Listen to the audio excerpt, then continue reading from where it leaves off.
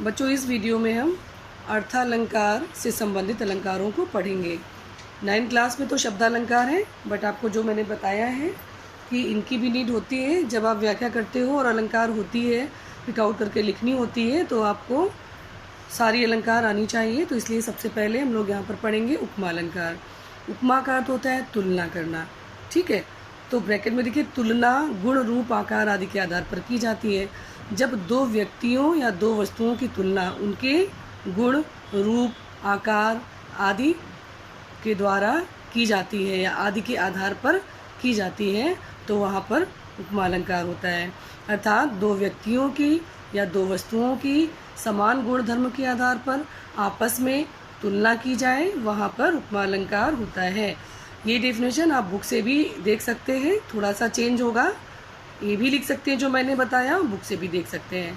तो देखिए, उपमा अलंकार के अंग, इसके 4 अंग होते हैं: उपमेय, उपमान, साधारण धर्म, वाचक शब्द।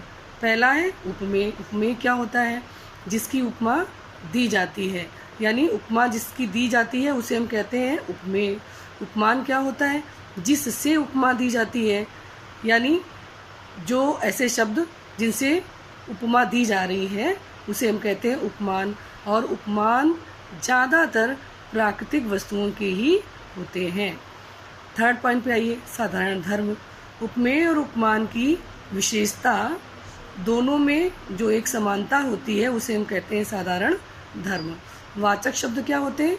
विशेषता या समानता प्रकट करने वाले शब्द। ये कह सकते हैं वाचक शब्दों को समान शब्द भी कहते हैं। तो समानता प्रकट करने वाले शब्द, इन्हें हम कहते हैं वाचक शब्द। तो देखिए, एग्जाम्पल से इसको आप समझेंगे। पहला उदाहरण देखो, मुख मयंक सम मंजु मनोहर। इस लाइन का क्या अर्थ हुआ कि उनका मुख, मयंक मीन्स चंद्रमा, सम मीन्स समान, मंजु मनोहर सुंदर है। उनका मुख चंद्रमा के समान सुंदर है। तो यहाँ पर जो मुख है वो क्या हो गया? उपमेय।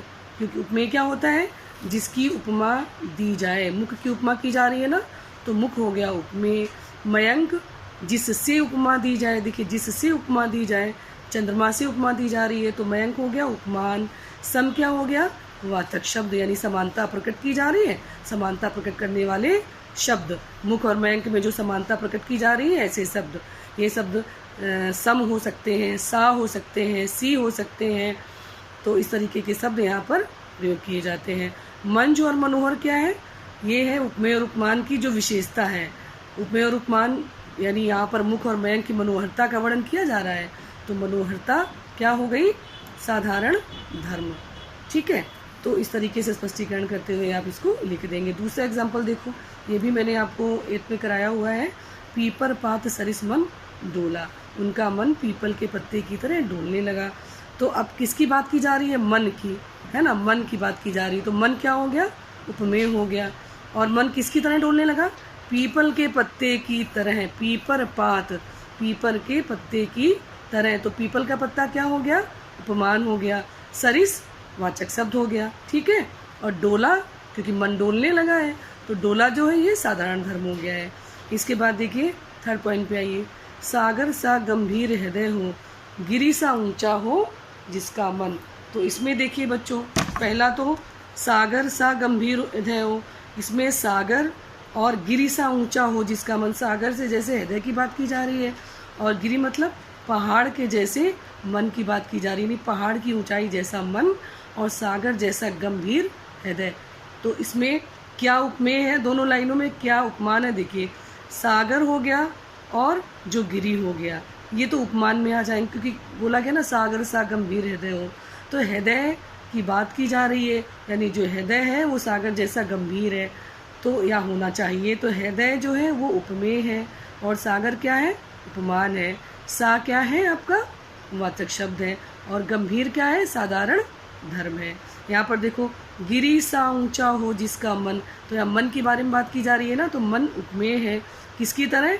गिरी की तरह, पहाड़ की तरह। तो गिरी क्या है? उपमान है। और सा क्या है? वाचक शब्द है।